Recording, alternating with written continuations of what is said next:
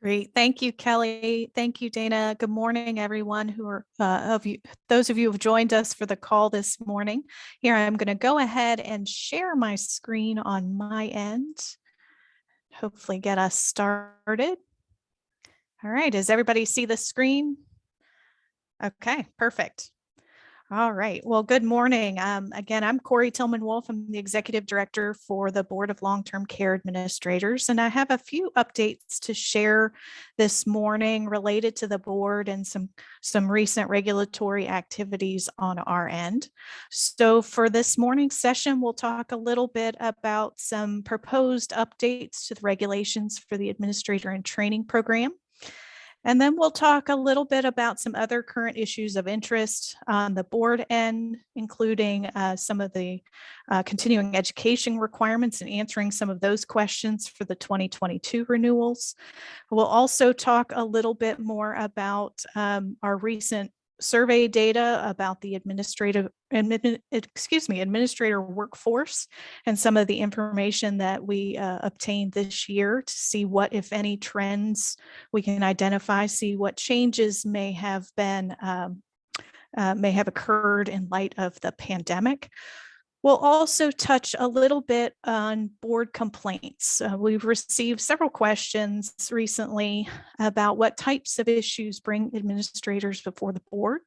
And so we'll talk a little bit about the complaint process and the data that we have and any trends, particularly in light of the pandemic. And then, as Kelly mentioned, we'll try to hit on some questions throughout the session.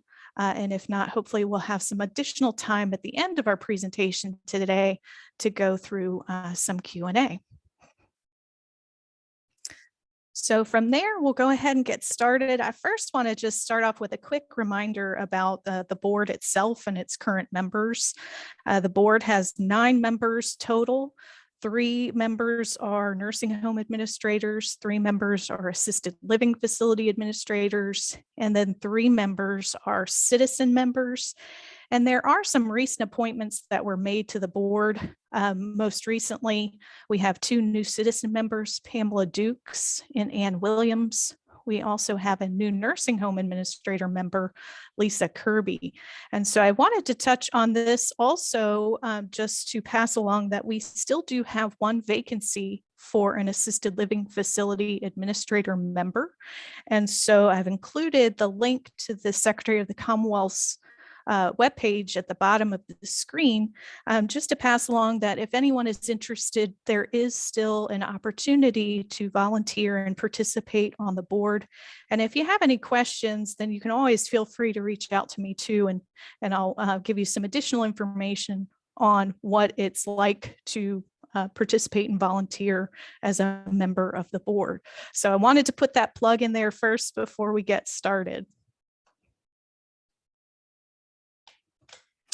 All right, so first, let's talk a little bit about some of the updates that are on the horizon for the administrator in training regulations. And I mentioned that these are on the horizon because these are still very much in process.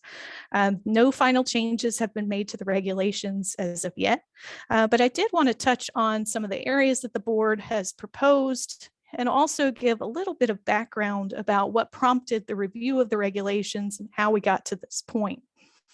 And so back in 2019, there were really a combination of factors that led the board to review the AIT program regulations.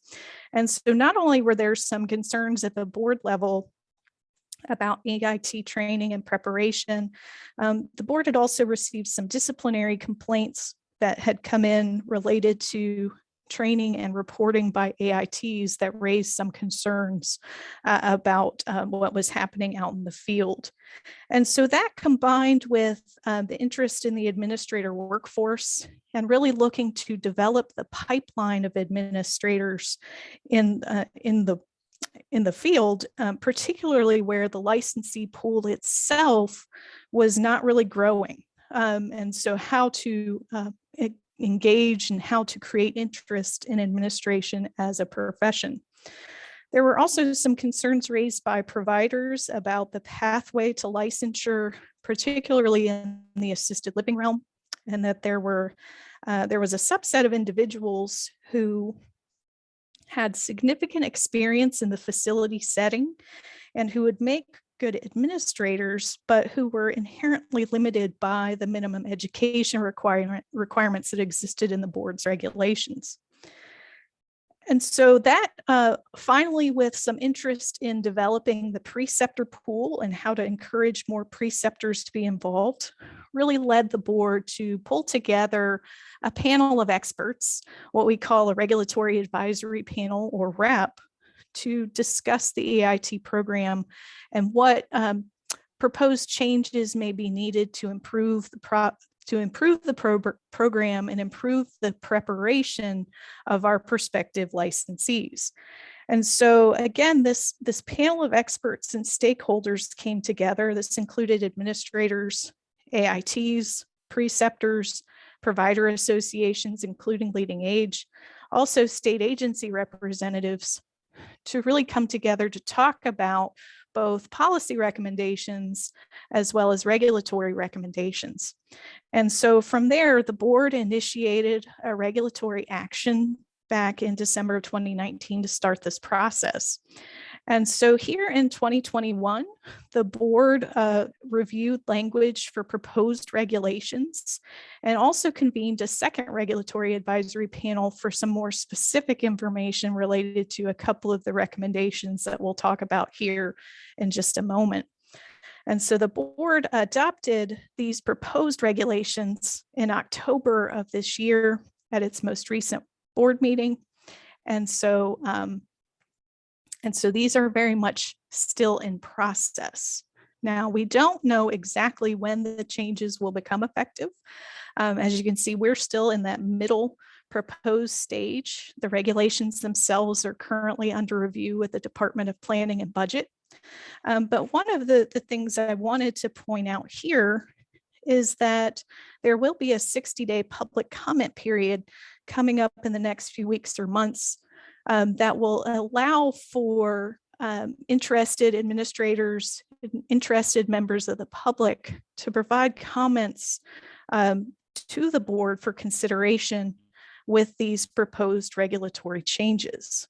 And so from there, the board will then review the comment that's been provided and then determine potential final regulations that will be adopted and that will continue through the process. So we are square in the middle of this process.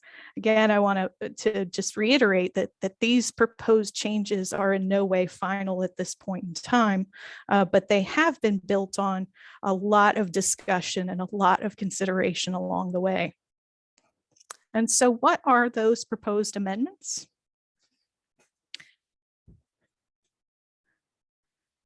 So for both assisted living and nursing home AITs, there were several areas that the panel discussed and that the board then adopted the proposed amendments to the regulations.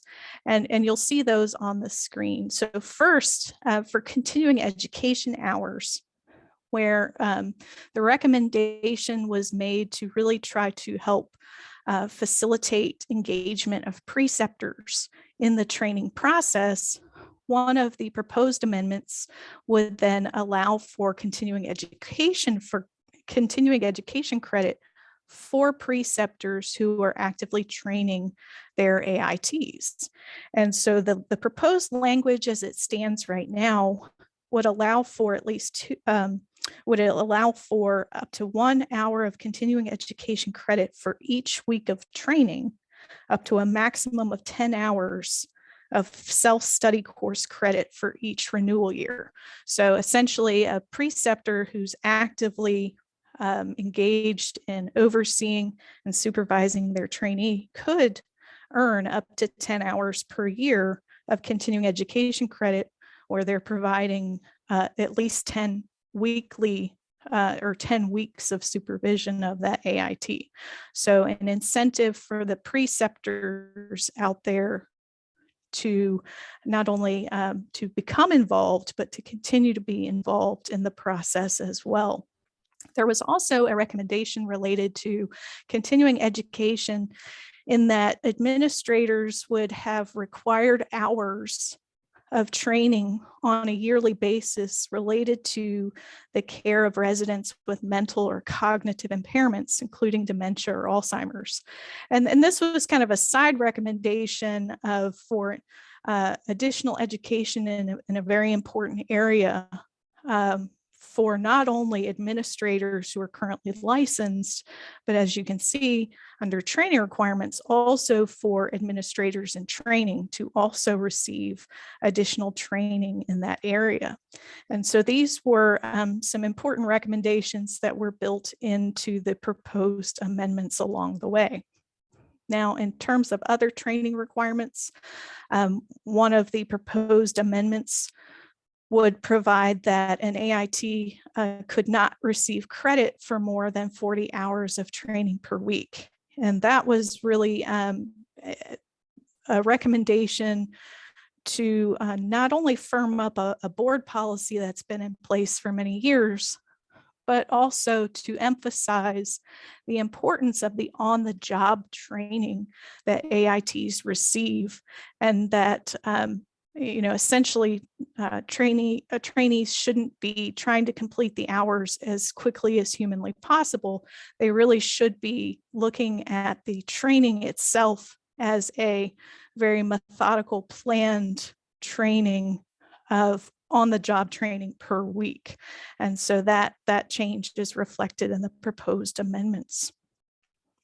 Now, in terms of supervision requirements, there's also a proposed amendment to clarify that preceptors who are routinely present with their AITs in providing that supervision and oversight, that really is on-site supervision. It's intended to be at the facility where the trainee is receiving their training.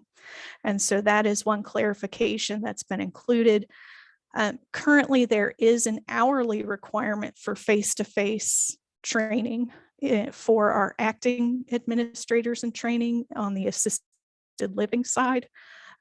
Now, the new proposed amendments would not include a specific hour requirement for on-site supervision, but the on-site supervision does need to be geared toward the needs of the individual trainee based upon their own education and experience. And that on-site supervision would need to be documented in training reports as well.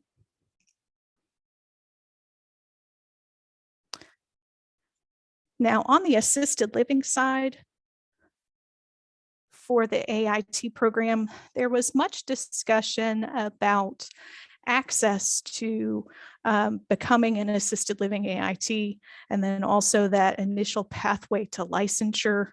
And so 2 recommended amendments came out of this discussion.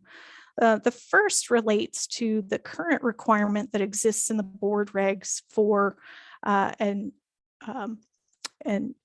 applicant to have at least 30 semester hours in any subject before they can become qualified to participate in an AIT program and then eventually become licensed. And so that current requirement for 30 semester hours, not only did it not track with some of the regulations on the DSS end for administrators of residential only facilities, but it also really, that any subject area requirement really created a situation where you had someone coming into an AIT with absolutely no education in any field related to assisted living or into administration at all. And so this proposed change to the amendments not only tracks the DSS requirements, but more tightly makes that educational requirement really akin to what would be helpful for someone coming into administration. Now, that said, one of the other recommendations was creating a new pathway for assisted living AITs. And this new pathway would not be based upon that educational requirement at all, but in fact, it would be based upon healthcare experience. And so that new pathway would allow someone who has 3 years of healthcare experience within the 5 years prior to application. And that healthcare experience has to include at least 1 consecutive year in a managerial or supervisory role to then qualify for a 640-hour AIT program.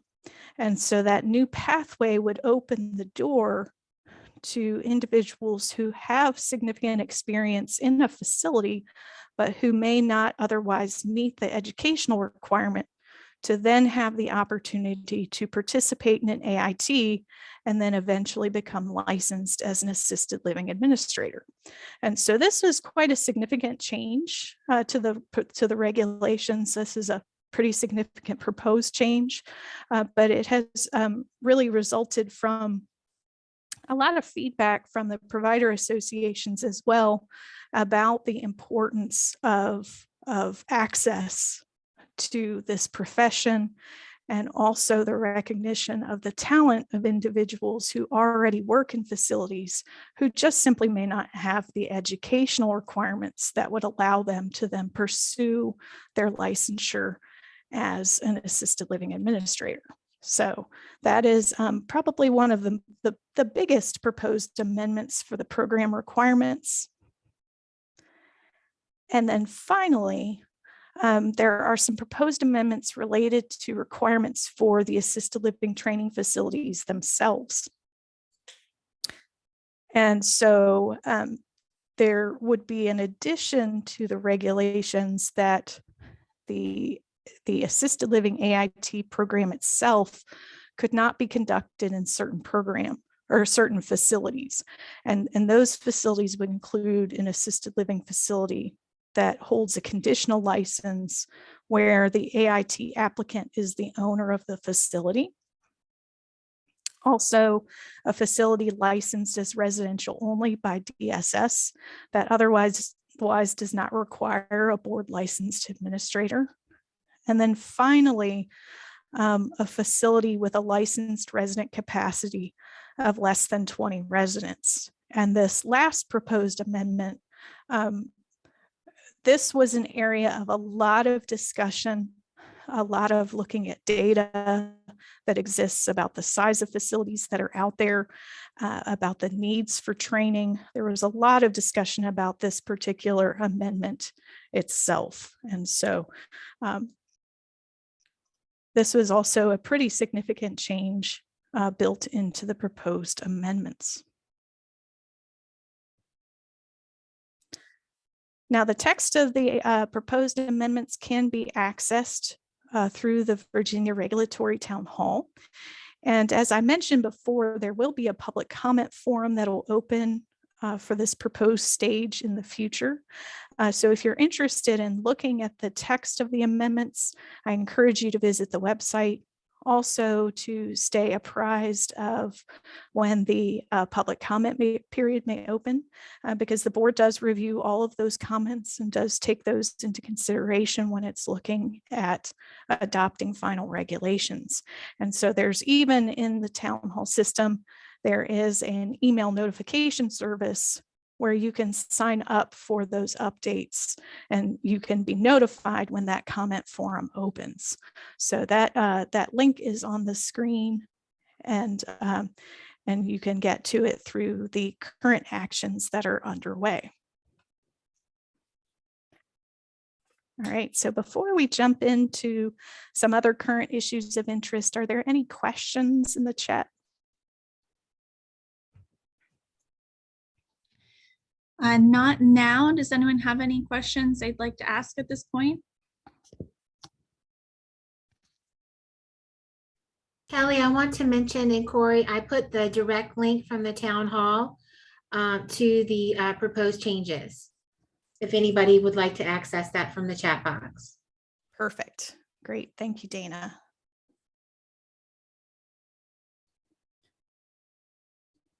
All right. I think we can keep going. All right, so then we're going to just move along to some other current issues of interest. I know one that we have received a fair amount of questions on at the board level is related to continuing education. And so I first just want to talk briefly about the current CE requirements that exist in the board's regulations. And just as a reminder of what the Daphne, no, usual, anytime she see me and Travis, we're always the same. I could care less who else. You know what I'm saying? But I'm happy for you. We May I gonna ask you if please everybody- mute your lines, keep trying to please? come around. all right. And so just to review what the current requirements are, and these are the usual yearly requirements for the renewal cycle, that each administrator has to attest to the completion of 20 hours of approved CE for each renewal year. Now, the regulations specify that up to 10 of those 20 hours may be obtained through internet or self-study courses. The remaining hours have typically been viewed as in-person hours. But we'll talk a little bit more about some of the leeway that's been put in place for those in-person hours and what that means for this renewal cycle. The regulations also do have a rollover clause. And so there are hours that can be used to roll over to the requirements for a following year. And so up to 10 CE hours in excess of the number required can then be transferred or credited to the next renewal year. We'll also talk about how that may apply to the 2022 requirements as well. Now, there is also a specific allowance for continuing education credits that exists in the board's regulations. And this actually exists for all of the health professions. We don't see this come up very often for administrators, but there is an allowance for hours that can be gained by volunteering or providing services through local health departments or free clinics. So that is a provision that's in there in the regulations. And then finally, new licensees are exempt from completing CE requirements for the first renewal following initial licensure. And so that's a standard provision. And again, just as a review, continuing education shall be related to the domains of practice for either residential care, assisted living on the AL side, or healthcare administration on the nursing home side, and offered or approved by NAB, an accredited educational institution or governmental agency. And so one thing to remember too, whether those CEs are provided by NAB or not, they can all be tracked and monitored in the CE registry through NAB. And fortunately, I think most of our administrators, about 93 to 95% of our administrators do participate in that CE registry. And so that's a good place to track all of those hours. So now what does this mean for 2022? So the renewal that we're coming up on for March 31st of next year, whereas the board did grant a partial exemption for the CE requirements for the renewals due in 2021, so earlier this year, no changes have been made to the CE requirements for 2022. So this means that 20 CE hours are going to be required for the 2022 renewal. So again, those at least 10 hours of live or in-person courses, or up to 10 hours through internet or self-study courses. So it is going to be in line with the current regulations. Now, again, there is that rollover provision for hours. So if you earned additional hours last year that were in excess of the 10 that were required last year, then those extra hours, up to 10 of those hours, can be rolled over towards the 2022 renewal. And so just a reminder, that cycle for those previous CE hours is that April 1 of 2020 to March 31 of 2021 time period. So if an administrator earned 14 hours last year, 4 hours can be used for this year. Likewise, if another administrator earned 22 hours for last year, then 10 of those hours can be used towards this year's renewal. So it's a little bit complicated, but hopefully if you have some of those additional hours from last year, you'll be able to use those again this year towards the renewal requirements. Now, Another area for flexibility from the board perspective is the definition of those live courses. So what does live coursework or in-person coursework mean? And so as the board had allowed during the pandemic, the board has continued on the interpretation that those live coursework hours can be satisfied by attending either in-person programs or courses or real-time interactive programs via teleconference or webcast where there's an opportunity to interact with the speaker. So settings like today's call would be an example of what would constitute live coursework. And so this guidance from the board is reflected in a board guidance document that's in a public comment period right now. You actually can also access this on the Virginia Town Hall website if you're interested. But barring any issues or any negative comments, then we anticipate that this will become effective December 23rd. Now, even though the guidance will become effective December 23rd, that this really will be for any of these hours for this next renewal cycle. So, again, anything like today's call would count towards that requirement.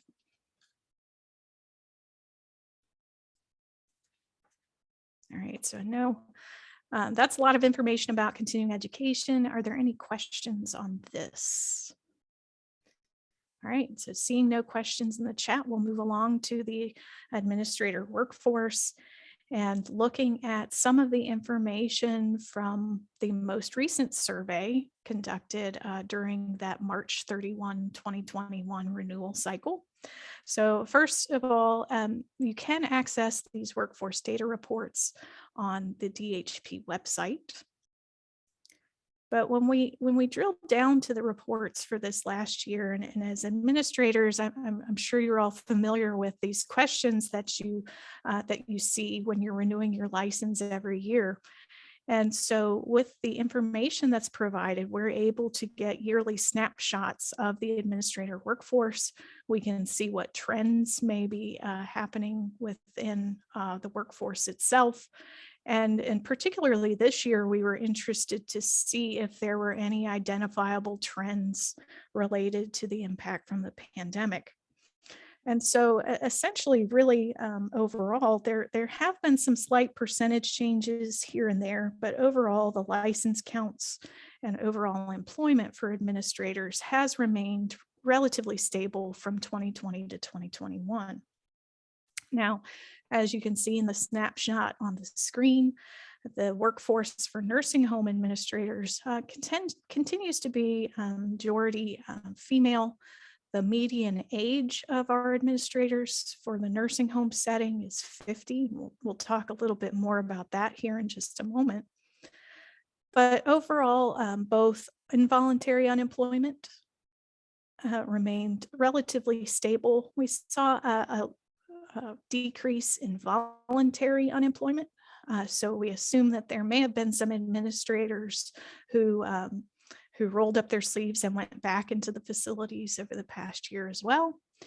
And then a minor change in overall satisfaction, but I think one of the takeaways here really is that administrators tend to be satisfied overall in their profession choice. So that continues even with a lot of the challenges that have been posed by the last year.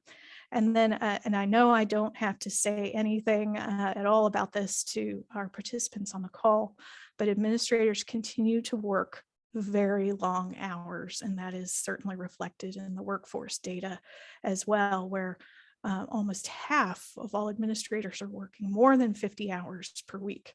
So pretty significant there as well. But what's most interesting for administrators really continues to be in the realm of age and retirement expectations. And so while there has been some growth in the number of younger administrators coming into the workforce, the administrator population itself continues to age. And you can see this phenomenon in the inverted chart, where you see the largest number of licensees for nursing home administrators is age 60 and over. And so whereas you had about 6% of licensees under the age of 30, over half of the licensee population itself is age 50 and above. And so, and actually a full 25%, so 1 in 4 administrators are age 60 and above. And so really what this means, as you can see in as reflected in retirement expectations, that there is going to be a significant turnover of administrators in the next 10 years. About 1 in 3 administrators are planning to retire in the next 10 years, and a full 50% of the workforce is anticipated to turn over by 2041. So significant changes in the nursing home realm. For our assisted living administrators, you see a slightly older aging administrator workforce. The median age is 52. It's also predominantly female in terms of demographics, but overall unemployment statistics have remained relatively stable. Again, here, I think you see a slight change or decrease in voluntary unemployment. So again, seeing some of the administrators come back into the field. Satisfaction has remained relatively stable. And again, our assisted living administrators are working very long hours.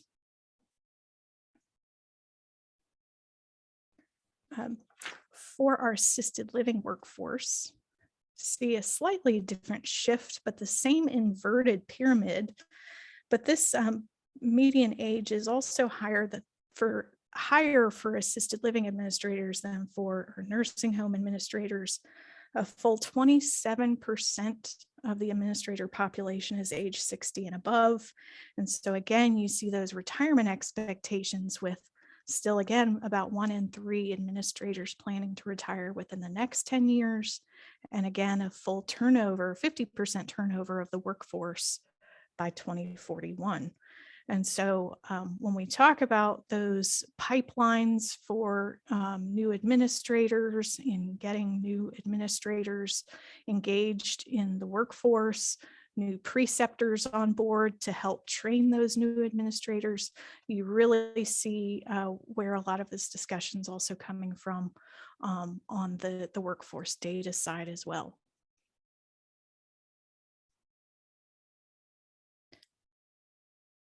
All right, so let's shift gears just a little bit and talk about another area of interest for administrators. And this relates to complaints that are received by the board. And we have, particularly over the last year, received questions about whether the board is receiving complaints against administrators, where these complaints are coming from, and then just in general, what types of issues the board is seeing or taking action upon with regard to the individual licensed administrators. And so just from here, I want to note in terms of complaints in general, complaints do arise from any number of sources. They can be from family, they can be from staff members or employers. They can also arise from other agencies involved in long-term care licensing, including DSS or OLC, or from adult protective services. And then on occasion, complaints are also self-reports or may come in as criminal convictions that are reported to the agency. And so just on screen, you'll see the most recent compilation of data regarding complaints that come in for administrators. This is from our biennial report from 2019 and 2020. But I think this is definitely illustrative of the fact that the board averages about a little over 90 complaints per year for our administrator population. We receive slightly more complaints related to nursing home administrators than our assisted living administrators, but the board does receive some complaints related to our AITs as well. So you'll see some of those there. Now, when you're talking about the number of overall licensees, you're looking at roughly 42 to 43 complaints per 1,000 licensees. per year. So on the whole, we do not receive a substantial number of overall complaints. Now, of the cases that are processed, you'll note that not all cases result in violations. In fact, the majority of complaints that come in or that are reviewed by the board result in no violation. And so there may be some years where there may be fluctuations in case numbers or violations, particularly years that continuing education audits may be conducted. So you'll see some of that for 2019. There can also be multiple violations in one case, but on the whole, the real takeaway here is that the violation numbers and findings for our licensees is really low. You're talking about 7 violations per 1,000 licensees in 2019 and almost 5 per 1,000 licensees in 2020. So I think that's also important to keep in mind, that we really do not see a lot of actions taken overall against administrators. Now, in terms of complaints that have come in, we have not seen any identifiable trend during the pandemic. I think the complaints received by the board do fluctuate on a quarterly basis, but on the whole, they've remained relatively consistent, only maybe a slight trend increase. But we haven't experienced either a substantial drop or a substantial increase. On average, it's about the same. So just to touch on what types of cases come before the board. Now, there's a lot of information on this slide, and this is a pretty wide list of agency case categories and subcategories, but you can see some distinct trends for long-term care cases in general. There are a fair number of cases that come in related to allegations of abuse, abandonment, or neglect. Also, standard of care related to diagnosis or treatment. Now, another category that you'll see some significant numbers on this chart relate to business practice issues, but this is really a catch-all category that includes records. It also includes surveys and inspections. So you'll see that some of those cases referred by other agencies will show up in that category as well. It also includes CE audits and failure to file required reports. So those can sometimes be 2 areas where we see a fair number of cases as well. The board also receives some complaints related to inability to safely practice. You'll see that at the very top. And that area includes our impairment cases. So again, mental or physical impairment or substance use issues that may make an individual administrator unsafe to practice. And so, so really, in addition to these patient care or safety issues or some of the facility related issues, because the board oversees the individual administrator licenses, you see more individualized case categories that are specific to the individual administrator. So again, the inability to safely practice or impairment cases, also criminal convictions and some compliance issues. So that's, I think, something to keep in mind that differentiates what the board is doing versus some of the other actions on the facility level as well. And so I think the overall takeaway for complaints is that there's overall very low number of complaints, low number of violations, and low number of sanctions for long-term care licensees. And they've remained relatively stable over time. At this point, we haven't seen any identifiable impact of the pandemic in terms of case numbers and complaints, but we'll keep an eye on this and see how it pans out over time. And we'll also see if there's any case type change at all. So, whether we see less survey or inspection related cases versus more individualized concerns about practice. And so I will note, just anecdotally, it's not reflected in these charts, but I will say anecdotally, we have seen a fair number of cases come in or complaints come in that are related to staffing. And so that is something that we have seen a little bit of an increase in terms of that being a specific area of concern. And so we'll see how that pans out over time as well. And so finally, just I want to touch on one area when we talk about impairment cases related to administrators. I want to talk a little bit about an additional resource that is available to all DHP licensees. Now, this includes administrators and our other licensed practitioners. So for administrators, this is not only a resource for you, it may be a resource for your licensed staff members as well. And I'm sure that many individuals on this call probably have familiarity with HPMP, but it is exactly what it sounds like. It's a monitoring program.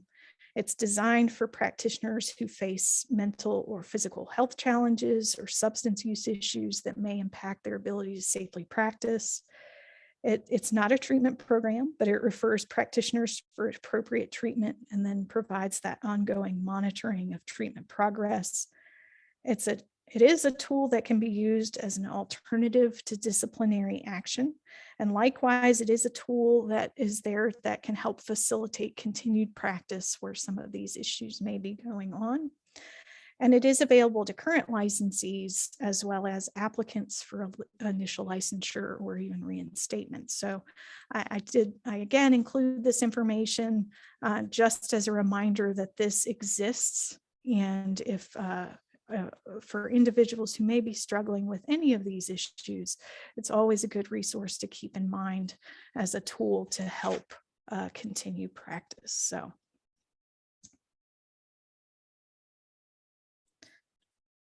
Just in case anyone is interested in seeing the activities of the board next year, these are the tentative meeting dates for 2022, and where the board will discuss some of those regulations along the way, including the AIT regulations. And then finally, I just want to say a big thank you to administrators, especially over the past 20 months. There's no question that the pandemic has had a disproportionate impact on long-term care and on the administrators who run the facilities. And so from the Board of Long-Term Care Administrators, I want to extend my gratitude and thank you to all of you for what you do to help keep our residents safe and to work with our residents and families on a daily basis. And so a big heartfelt thank you for all that you do. And a quote that I like to use from Robert Frost is a quote that I found that says, "The best way out is through." And so I think we can all agree that, continuing on through this pandemic, we will eventually get out. And so thank you all for what you do. So I am happy to answer any questions that you may have. If there are any questions in the chat.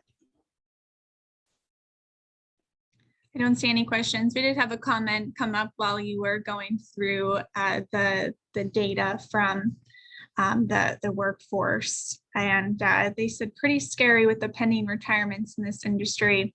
I had the opposite reaction. I thought, ooh, job prospects. So I am grateful that you, Corey, and the board are trying to make it easier for people like myself to enter the field and hopefully help with the upcoming retirements. Yes, and we'll definitely keep an eye on that data. I know it's scary to think that there could be that drastic of a changeover just in the next 10 to 20 years. But hopefully we can encourage our new licensees or our prospective licensees. So Kelly, I hope maybe we can spread the word about administration as a profession. And again, I just want to say a 93 to 95% satisfaction rating among licensees. So that's true passion and satisfaction of being in this field. I think if we can tout that, maybe we can get some interest going and get some more new administrators. I'll tell my peers in class today. Great. Any questions from our members, more comments?